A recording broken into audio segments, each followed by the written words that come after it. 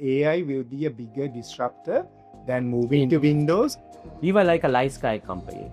They get super excited with a piece of technology that's going to change the world.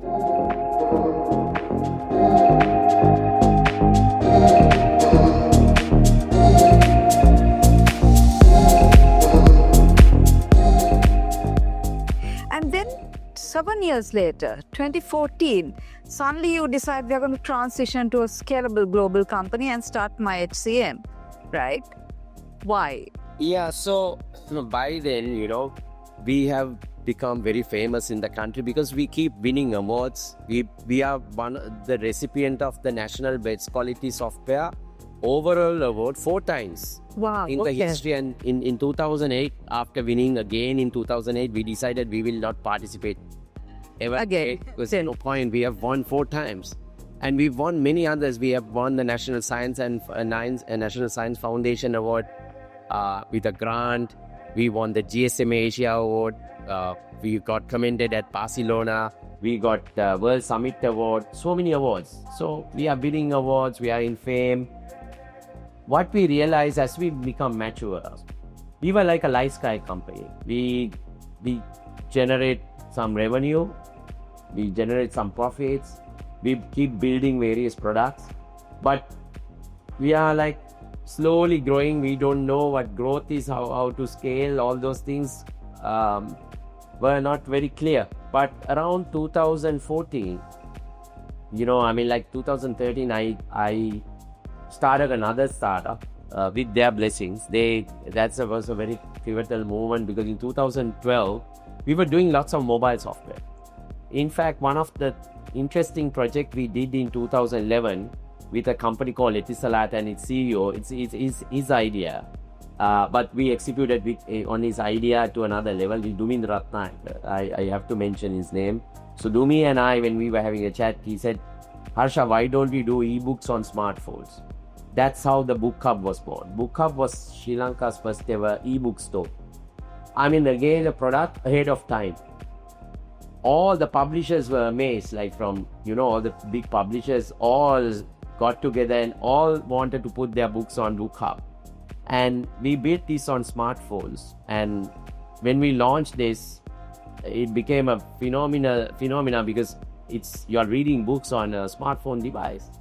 But again, it's ahead of time and the experience wasn't great.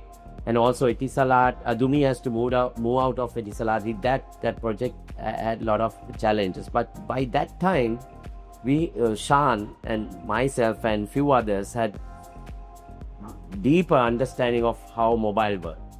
And we saw an opportunity. This is a time where smartphones were proliferating at a rate, which started with the iPhone phenomena and subsequently Android. So smartphones were proliferating all over. We saw that people are bringing their smartphones to office. So this problem of bring your own device was a big challenge. And we felt it would be really cool to build an open source middleware platform which can control these devices and apps and the whole enterprise mobility side. The enterprise mobility was a good opportunity. So one day I bumped into Sanjeev, who everybody knows Sanjeev Veeravan, founder of WSO2, who's a computer scientist. I threw this idea and he initially didn't get it, but subsequently when me and Shan went and did a whiteboard and show what we can do with, he absolutely loved it and he said, let's do it. And then we tried to do a joint venture between Microimage and WSO2 as a JV company. But WSO2 was a funded startup and the board didn't allow that kind of a joint venture to take place. Instead, board actually have asked Sanjeev to hire me to WSO2 and do this within WSO2. But that didn't work as well because I didn't want to let go the baby. Your childhood friends also. Yeah. So, but they said, look, why don't you give it a shot? And Suren was running the HR business and he was completely immersed with and he was doing a really good job in selling and building the business. So I said, look, let me give it a shot. So Sanjeev set up this thing called WSO2 Mobile where Shan and I went and joined, and that was one hell of a time. 2013, I was actually running 3 companies. I was running Microimage, the HR business. Then Suren was the chief operating officer. Then the Microimage Mobile Media and WSO2 Mobile. And subsequently, I became part of WSO2 also, selling WSO2 stuff as well. So it's a crazy time, 2013 to 2014. I did it for like 1.5 years. Then due to strategic reasons, when WSO2 board decided that they need to take WSO2 and make it part of WSO2, the parent company, at that point, actually, I felt that it's time for me to move out, and I exited. But during that period, I used to travel to US quite often, and I used to attend Gartner events, and I saw the whole digital eruption going to happen, which is we don't think which is here today, and now it's in another level with AI and all that. So 2014, when I moved out, I didn't want to play small and build. I mean, WSO2 also inspired me a lot, to be honest. The enterprise technology know-how, I had a very deep understanding of how enterprise technology works. With all that, I told the team at that time, and Suren, let's not do another incremental upgrade to our HR product. Let's build a platform which we can globally scale. So we took about 3 years to build our new digital HR product, because it's a time cloud, mobile, social. It's a cloud first, mobile first era, and social and analytics was the other thing. With all these technologies combined, there were great businesses emerging, likes of Airbnb, Ubers were all leveraging these digital technologies. We used the same tech components and we bet on Microsoft again, because we started with Microsoft, we continue to believe in the company, and there was this cloud platform called Azure, so we built it on Azure. So after 3 years of engineering in 2017, we unveiled Microimage HCM Cloud. That's the first name it had. It's called Microimage HCM Cloud, but the Microimage name was too long, and it's a legacy, and we want to come up with a cooler logo and short a name. That's how MiHCM or MiHCM or MiHCM was formed, which the company today is. So that's how it was born.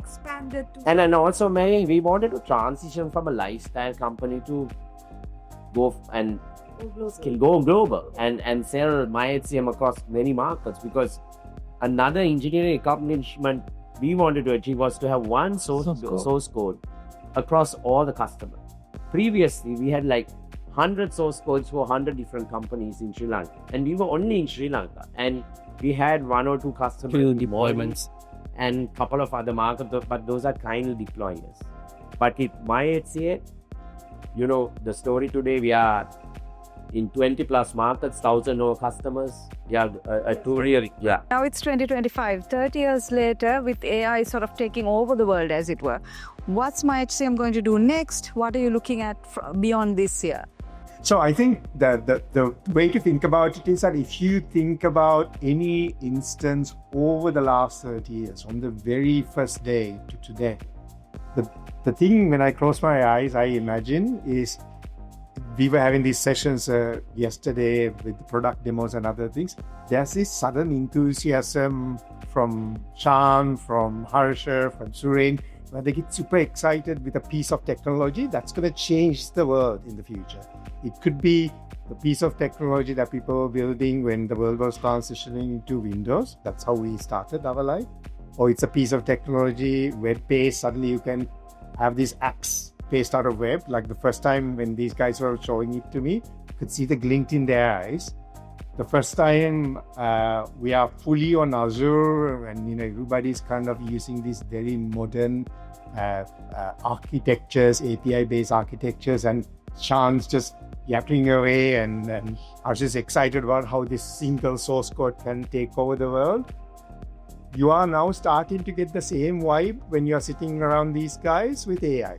Every time they want to show you something, everybody's excited. The difference this time around is it's not a hobbyist club as the first transition. It's not a undercapitalized small business as the case was when we were kind of coming to the web era.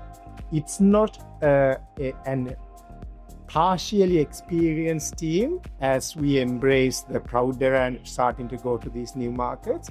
It's a very experienced team with depth to the talent, but with the same enthusiasm for the AI era. And I think we all have to agree that AI will be a bigger disruptor than moving to Windows, moving to the web or the cloud. And I think, given in that disruption, the biggest disruption that will happen is to the information worker, the people who have jobs today, white collar jobs, and they need to figure out what the future of work is going to be. And what this platform would be is a platform that solves whatever that future is going to be for those people. You sound very confident, and given the company's track record, it's certainly going to be another great And Marian, I just need to jump in. From that humble beginning, today we are a multinational. Absolutely. We have 4 global offices, or rather 5, from Malaysia, Bangladesh, Singapore, Pakistan, and in Sri Lanka. And new ones coming up. Indians, we have Vietnamese, we have people in Thailand, we have people in Indonesia. So I can't believe from my bedroom hobby slot, we have become a global multinational, a multi-million-dollar global multinational. And as Damindu very well said, I mean, AI for me isn't probably the most exciting time. Right.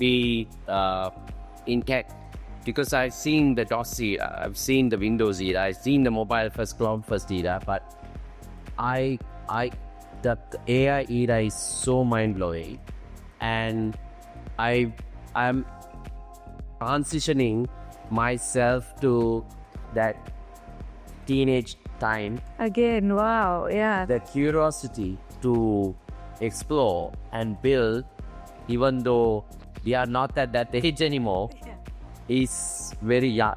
I would say That's fabulous. it's the same with you guys, right? I mean, so obviously there's a difference between me and Harsha and Suren in that these guys are there day in, day out. One of the things that makes me very proud when I come see, because you have to be day in, day out, probably you don't necessarily see this. You are taking that photo out there and I'm sitting and I can hear all the little chit chat in the background, right? With nearly, I think 100 people were there on that photo. There's this family thing, right? I feel like I think you were articulating earlier, there are some jobs where people wake up and you don't feel like going to work because you feel like you're working for a company, for a job, for a salary. There's something special here that these guys have created by being there day in, day out, that makes people fall in love with this thing that we are celebrating 30 years of. Absolutely. I think it's more than a company. I think that's quite wonderful. I think a lot of credit has to go to Harsha for that. Definitely. Congratulations, guys, and thank you for this. Thank you so very much.